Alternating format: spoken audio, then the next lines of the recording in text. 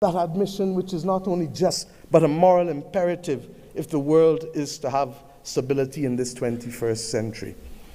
My friends, I ask you, how do we not secure this victory when 1 in every 5 and possibly 1 in every 4 persons on the planet will come from this continent and its diaspora? Those who lead today have a moral imperative, not just to our citizens in our own countries, but above all else,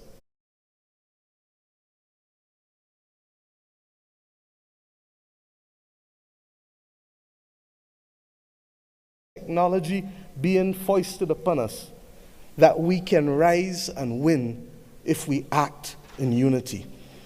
This has been a message not given by our generation alone, but by previous generations of African and Caribbean leaders. But we ask ourselves, why does it elude us? And the answer comes not from outside, but only from within.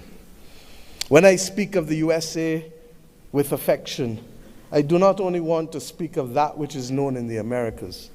I want to speak about that which ought to have been possible if the 1884 Berlin talks did not take place.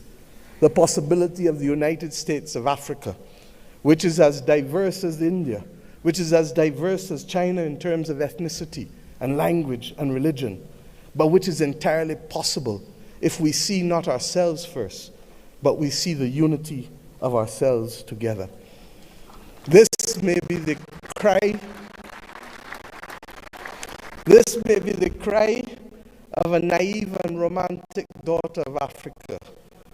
But if that is the case, I prefer to die being a naive and romantic daughter of Africa than one who is cynical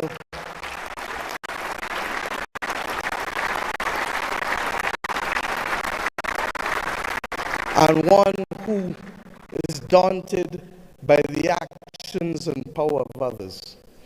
We know what it is to stand in unity with you to fight apartheid and to fight for the liberation of the peoples of Africa.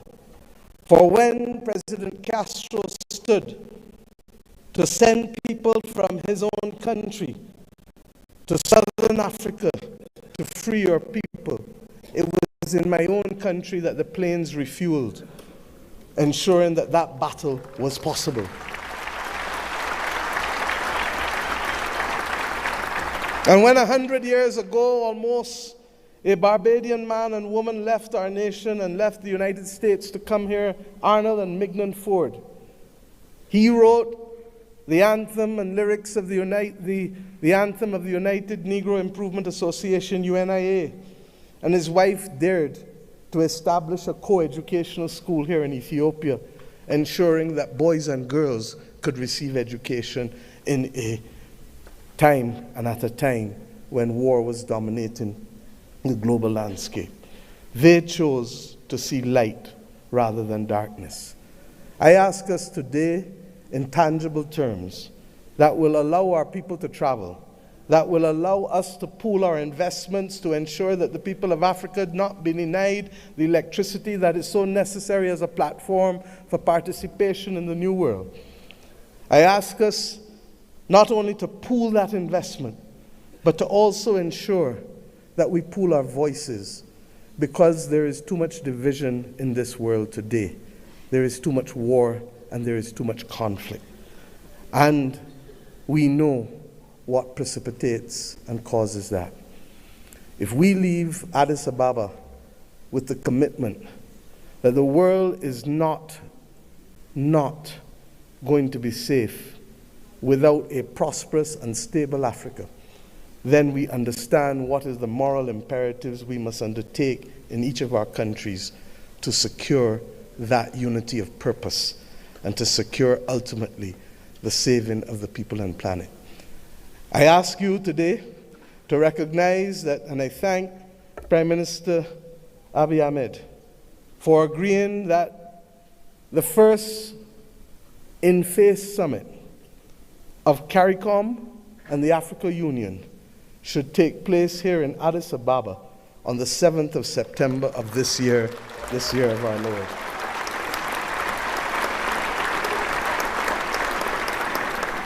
By that simple act, we build on the inaugural summit which took place virtually in 2021. But more importantly, we seek to regularize and to establish as a permanent point of interaction the unity of which I speak and call for. And I ask you as I leave this podium to recognize that we too in the Caribbean want to see you. Indeed, in my own country in Barbados, we will celebrate the Caribbean Festival of Arts, the 15th CariFesta, from August 22nd to August 31st. And we do so not only asking for those from Cuba and Bahamas in the north, to Venezuela, to Suriname and Guyana in the south, to Belize in the west and the Eastern Caribbean to come together to express our commitment to each other creatively through food and fashion and music and dance and art and sculpture and talk. Talk of philosophy, talk of religion, talk of who we are, talk of the future. I ask us to recognize that we celebrate this year our resilience and that we do so not only asking the people of the Caribbean to come, but the people from whom we came here in Africa, in India, in China, and the continent to which we went, in particular, in Central America and Latin America.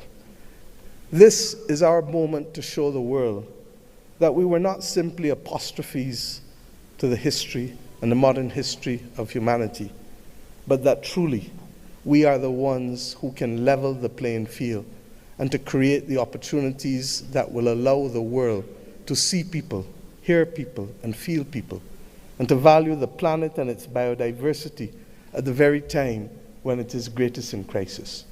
Let us remove the scars of history and be firm craftsmen of our fate, recognizing that the only people who can stop us now are we but ourselves. We have to emancipate ourselves from mental slavery and to build the future that our people want of us and to give them that pride that is theirs. And we must do so in the spirit and with the results of ADWA. Thank you.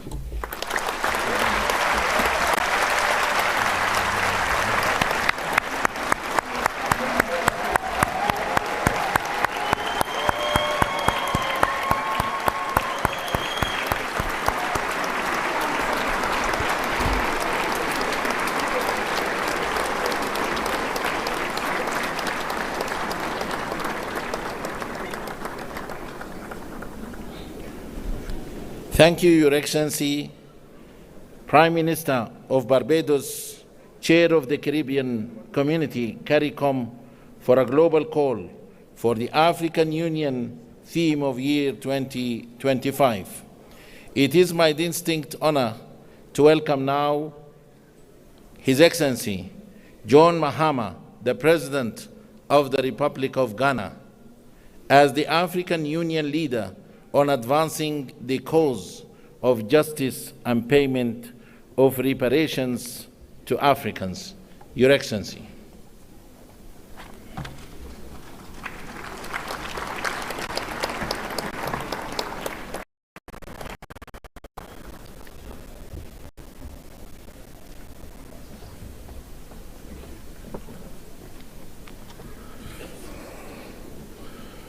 Thank you.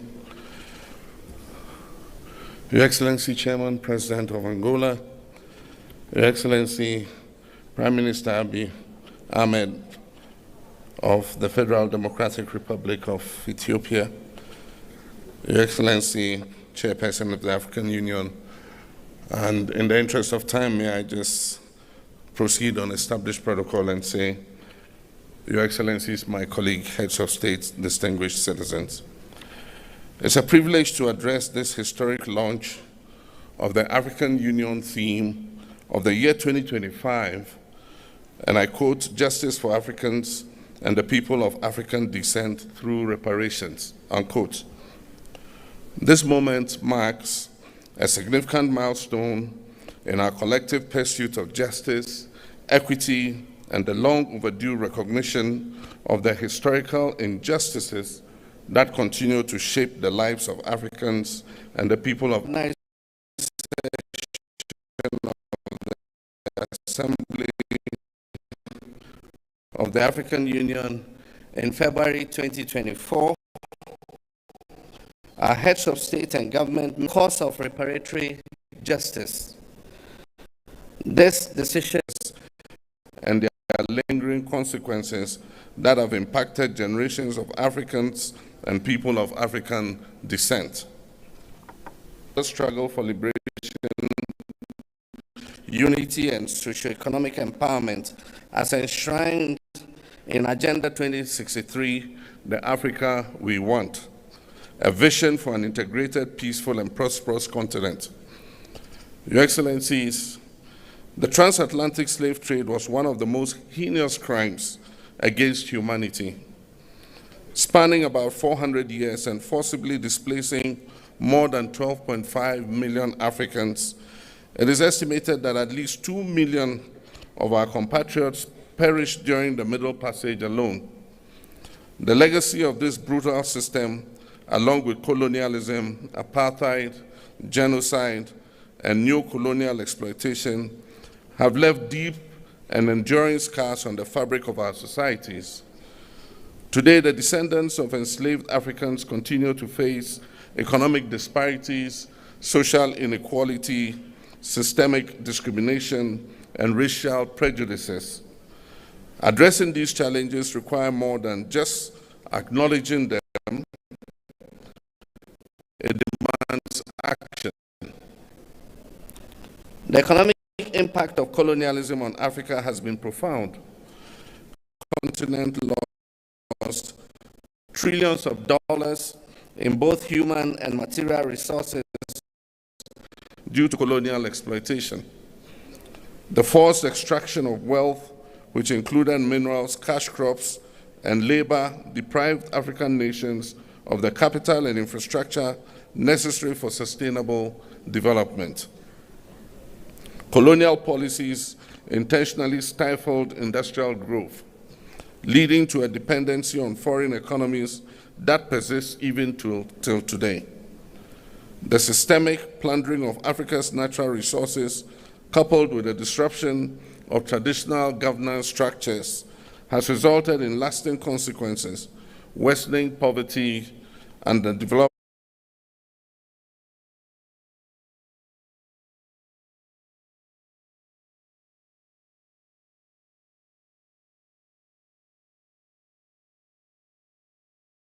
African heads of state, scholars, and representatives of the global African diaspora to advance the reparations movement. This conference reaffirmed the urgent need for comprehensive reparatory justice and laid the foundation for stronger advocacy and policy frameworks. It provided a platform for dialogue on the financial, cultural, and social restitution necessary to address the enduring effects of slavery and colonialism. The outcomes of this conference served as a guiding pillar for our collective efforts moving forward. The 2025 AU theme of the year is therefore a call to galvanize efforts towards reparatory justice. It is an appeal to ensure that the dignity, rights, and well-being of Africans and their descendants are fully restored. Reparations involves not only financial compensation, but also restitution, rehabilitation, and guarantees of non-repetition for the abuse of fellow human beings. It is also about truth-telling, historical accountability, and the restoration of agency to those who have been marginalized for centuries. Your Excellencies, ladies and gentlemen, the call for reparations, while including, extends beyond financial redress to encompass addressing structural inequalities, ensuring educational and economic opportunities, reclaiming cultural heritage, and amplifying the voice of Africa and the diaspora communities on the global stage. Achieving justice requires multi-stakeholder collaboration. Today's pre-launch event serves as a crucial platform for concertedly rolling out constructive consultation, dialogue, and partnership. We welcome the participation of AU member states, regional economic communities, the global African diaspora, civil society organizations, academia, the private sector, and international partners in this transformative endeavor. The African Union Commission, in collaboration with key partners, have developed a concept note and revised the roadmap to guide the implementation of the reparations agenda. This initiative will further the aspirations of Agenda 2063, fostering an Africa that is self-reliant, just, and inclusive. Through this launch, we seek to, among other things, mobilize political will and commitment towards reparatory justice and racial healing, present and discuss the roadmap for implementing the 2025 theme of the year, foster partnerships among AU member states, diaspora communities, and like-minded international allies, engage stakeholders in resource mobilization efforts to support reparations initiatives across Africa, elevate awareness and advocacy to ensure sustained engagement beyond 2025, encourage dialogue and knowledge sharing among experts, policymakers, historians, and affected communities, and finally, to ensure an end to the culture of silence and denial on racism and colonialism. Your Excellency, the work ahead requires a unified voice, a clear strategy, and unyielding commitment. Today, we reaffirm our commitment to working together to develop policies and frameworks that will support reparations efforts across Africa and beyond. We must continue to advocate for stronger legal and institutional mechanisms at the national, regional, and international levels to ensure that reparatory justice for the historical trauma inflicted on global Africa is not just a conversation, but a reality. Your Excellencies, ladies and gentlemen, to conclude, I wish to express Ghana's unwavering support for this critical initiative. Let us seize this moment with the determination it deserves as we work together towards a future that is fair, that is just, and equitable for all Africans and people of African descent, and by natural extension, the uplifting of all humanity. I thank you.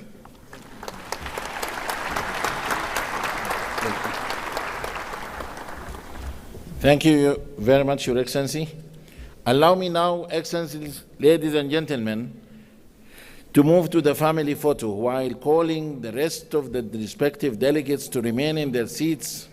Remain in their seats, please, to ensure the smooth organization of the family photo. Allow me this time to call Excellencies and Honorable Heads of States and delegates in an organized manner to proceed to the photo session location. Allow me now to start by calling distinguished presidents from Liberia, Libya, Madagascar, and Malawi. Please follow our protocol team to the family photo. There is only one door open for the family photo, which is gate number 5. Please, protocol teams, lead our leaders to the family photo. And then the second row, please. Distinguished presidents and heads of states from Cape Verde, Cameroon, Central African Republic, Chad, Comoros, Congo, Cote d'Ivoire, Democratic Republic of Congo, Djibouti, Egypt, Equatorial Guinea, Eritrea, Swatini, the Gambia, Ghana, Guinea-Bissau, Kenya, and Lesotho. Please follow our protocol team to the family photo. Excellencies, presidents and heads of delegations from Sierra Leone, Somalia, South Africa, South Sudan, Tanzania, Togo, Tunisia, Uganda, Zambia, Zimbabwe, and Burundi. Please follow our protocol team to the photo session location. Honorable presidents and heads of delegations from Mauritania, Mauritius, Morocco, Mozambique, Namibia, Nigeria, Rwanda, Sahrawi Republic, Sao Tome and Principe, Senegal, Seychelles, please follow our protocol team. Excellency Prime Minister of Barbados. They went? Okay.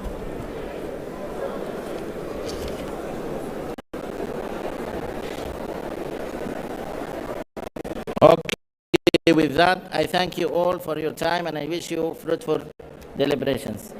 They didn't. Yes. They will change. I have my team.